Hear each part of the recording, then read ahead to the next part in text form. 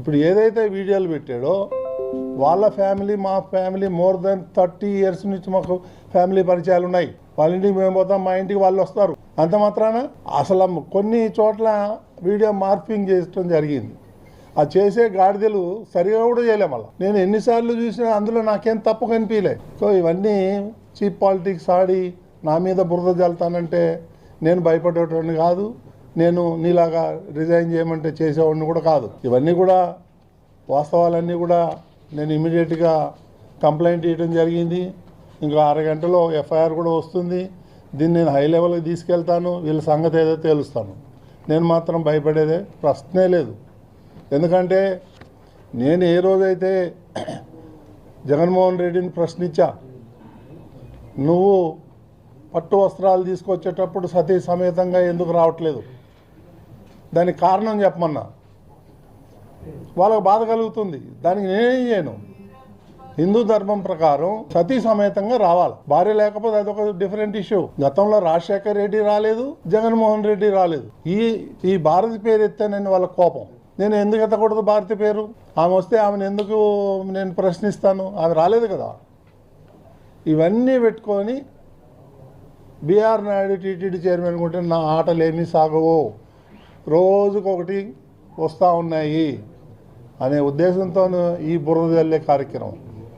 ఇప్పుడు ఈ వీడియోలు కంప్లైంట్ చేస్తే నా ఫ్యామిలీ మెంబర్స్ చేయాలా, లేకపోతే ఎవరైతే వాళ్ళు ఉన్నారో వాళ్ళ ఫ్యామిలీ అన్నారో కంప్లైంట్ చేయాలి. ఎవరికైనా కంప్లైంట్ చేశారా, ఎవరికైనా చెప్పారా? కొన్ని అయితే మా ఇదివరకు అందులో ఉన్నటువంటి కొన్ని ఫోటోలు అయితే నేను 20-25 ఏళ్ల కింద దిగిన ఫోటోలు అవి. ఆ ఫోటోలు ఈ ఫోటోలు మిక్స్ చేసి దానికి ఒక మ్యూజిక్ పెట్టి ఈ సన్నాసులకు ఏం పని లేదా? నన్ను వ్యక్తిగతంగా టార్గెట్ చేస్తే నేను మీడియాలో ఉన్నా, నీకు చుక్కలు చూపిస్తాను, నీకు కానీ సుబ్బారెడ్డికి కానీ. వంటింట్లో పొయ్యిగట్టు దగ్గర 30 ఏళ్ల బంధం ఉన్నటువంటి 30 సంవత్సరాలుగా అవినావ బంధాలు ఉన్నటువంటి వారు ఒక స్త్రీ మరొక పురుషుణ్ణి శ్వాస తగిలేంత దగ్గరగా నుంచుని నడుం మీద చేతులు వేసుకునేంత బంధం ఉంది. దాన్ని తప్పు ఎవరు పడతారు? పోయే కాలం కాకపోతే ఎందుకే మీరు తప్పులు పడతారు? అసలు పాపపు లోకం ఇది, ఎందుకు తప్పులు పడతారు? పాపం కదా అది, తప్పు కదా. తప్పేంటి? 30 ఏళ్ల బంధం ఉంది. 30 ఏళ్ల బంధం ఉన్నప్పుడు రాకపోకలు ఉన్నాయి. రాకపోకలు ఉన్నప్పుడు శ్వాస తగిలేంత దగ్గరలో నుంచుని నడుం చుట్టూ చేతులేసి పట్టుకుంటే దాన్ని తప్పుగా పడతారు. పోయే కాలం కాకపోతే ఎందుకయ్యే పిరబుద్ధులు పెద్దప ఆలోచనలు మీకని? నేను కూడా తప్పే అంటున్నాను. ఆ వీడియో ఫేక్ వీడియో అని కూడా ఆయన చెప్తా ఉన్నారు. ఆ ఫేక్ వీడియో కూడా సరిగ్గా చేయటం రాలేదంట మీకు. ఇప్పుడు నేనేమంటున్నానంటే సమాజాన్ని ఉద్ధరించడం కోసం ఛానల్ పెట్టారు, భక్తులను ఉద్ధరించడం కోసం టీటీడీ పదవి చేపట్టారు. అలాగే జనం సౌకర్యం కోసం ఒరిజినల్ వీడియోలు వదలండి, తప్పే ఉంది. ఫేక్ అని చేతకాని వాళ్ళందరికీ అవకాశం ఎందుకు ఇవ్వాలి మనం? కోటండి నాయుడు గారు, ఎవడెవడైతే బుద్ధి తక్కువ ఎదలు, తప్పుడు ఎదలు, ఫేక్ వీడియోలు తయారు చేశారో, వీడియోలు చేయటం కూడా రాని వాళ్ళని ఒరిజినల్ వీడియోతో కొట్టండి, నోరు మూసుకు చేస్తారు అందరూ. లడ్డు వ్యవహారంలో గట్టిగా నిలబడ్డాను కాబట్టి నా మీద ఆరోపణలు చేస్తున్నారు. మీ చెన్నై వ్యవహారాలు కూడా మొత్తం బయట పెడతాను, అన్నీ నాకు తెలుసు అని చెప్పి మాట్లాడుతున్నారు. అంటే ఆ మధ్య వారెవరో చెప్పారు, ఈ మధ్య నాయుడు గారు అసలు ఛానల్లో ఉండలేదు, అందువల్ల ఆ పాత చెన్నై వ్యవహారాలన్నీ కూడా ఈ ఛానల్లోకి ఇవ్వలేకపోతున్నట్టున్నాడు. తొందరగా 7 కొండల వాడి దయతో కొండ దిగే రోజు దగ్గరికి పడినట్టుంది. అప్పుడు ఖచ్చితంగా చెన్నై వీడియోలు, ఢిల్లీ వీడియోలు, బొంబాయి వీడియోలు, పెద్దాపురం వీడియోలు, ఏ వీడియోలు ఉంటే ఆ వీడియోలు ఇవ్వచ్చు, తప్పే ఉంది.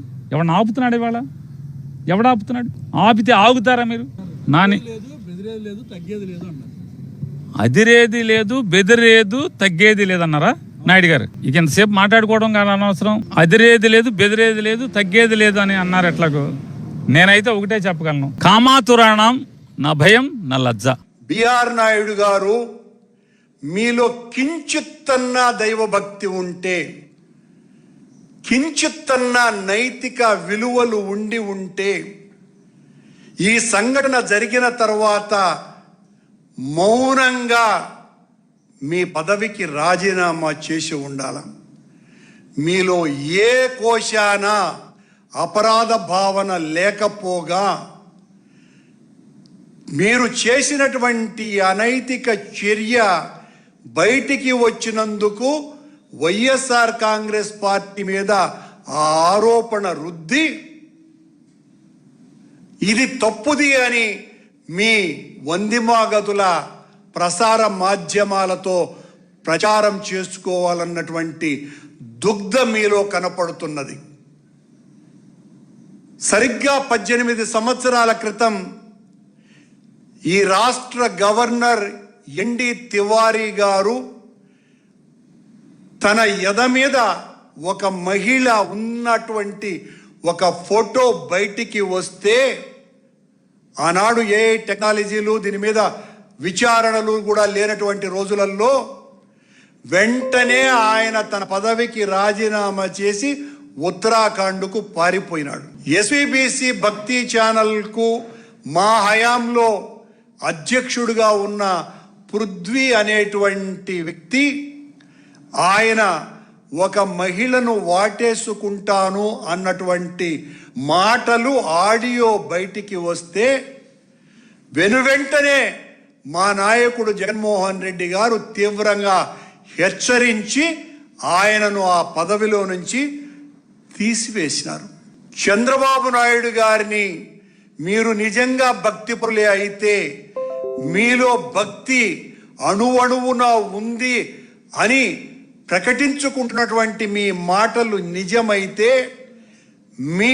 మీరు నియమించిన ఈ బిఆర్ నాయుడు అనేటువంటి కామనాయుడుగా సోషల్ మీడియా ప్రచారం చేస్తున్నటువంటి ఈ నాయుడు గారిని వెంటనే బర్తరఫ్ చెయ్యాల. మీరు బిఆర్ నాయుడు భాగవతం ఈరోజు లోకమంతా గగ్గోలెత్తిపోతుంటే, వెంకటేశ్వరుడు ఈ చోటి కర్మ ఈ చోటే అన్నట్టుగా తిక్క బాగా వదిలిస్తున్నాడు అనుకునే లోపు అతగాడి నోటి దురద భగవద్గీతని అవమానించినటువంటి తీరు చూస్తే నిజంగా వీళ్ళ హైందవ ధర్మాన్ని కాపాడేటటువంటి వ్యక్తులు, ఇలాంటి అర్హత లేని వ్యక్తులు టీటీడీకి చైర్మన్లుగా ఉండటం ఆంధ్ర రాష్ట్ర ప్రజలు చేసుకున్నటువంటి దురదృష్టంగా ఈరోజు అనిపిస్తా ఉంది. నీ బూతు భాగోతాలు బయటికి రావడంతో ఇంత కూడా ఏమాత్రం జంకకుండా మీడియాల ముందుకొచ్చి నేనే తప్పు చేయలేదు, 30 ఏళ్ళు నాకు పరిచయం అని వాగుతా ఉన్నావు. వైఎస్ఆర్సీపీ వాళ్ళు కి పని పాట ఏం లేదా? నువ్వేమన్నా పెద్ద పైనుంచి దిగొచ్చినటువంటి ఏమన్నా సినిమా యాక్టర్వా, లేకపోతే ఏమిటి నీ ఇంపార్టెన్స్ అని నీ దరిద్రం అంతా కూడా వెతికి బయటికి తీయడానికి ఎవరికి పట్టింది? ఎంతమందికి ఎన్ని అన్యాయాలు చేసి మరి 100 కోట్లు కూర్చుకున్నావో. ఏం బిఆర్ నాయుడు అంటే తమాషా అనుకున్నావా? చాలా కాలం యాదుంటది. మళ్ళీ చెప్తా ఉన్నా, చాలా కాలం యాదుంటది. ఇప్పుడు బిఆర్ నాయుడు గారి వీడియోలు, బిఆర్ నాయుడు గారి ఫోటోలు, బిఆర్ నాయుడు గారి అక్రమ సంబంధాలు చాలా కాలం యాదుంటది మూర్తి.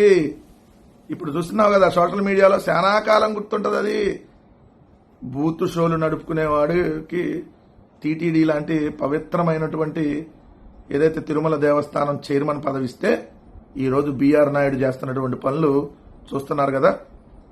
మీరు టీటీడీకి చైర్మన్ అక్రమ సంబంధాలు లేదంటే ఏదైతే రంకు సంబంధాలకు సంబంధించిన అసోసియేషన్ ఏమైనా పెట్టి దానికి చైర్మన్ గా ఉన్నారా? ఏమయ్యా బిఆర్ నాయుడు, నీ వయసు అంతా నువ్వు చేసే పని నిజంగా తిరుమల తిరుపతి ప్రతిష్ట ఎలా దిగజారిపోతా ఉందో, ఇలాంటి వాళ్ళని చైర్మన్ గా పెట్టి ఎలా దిగజారుస్తా ఉన్నారో ఒకసారి గమనించండి.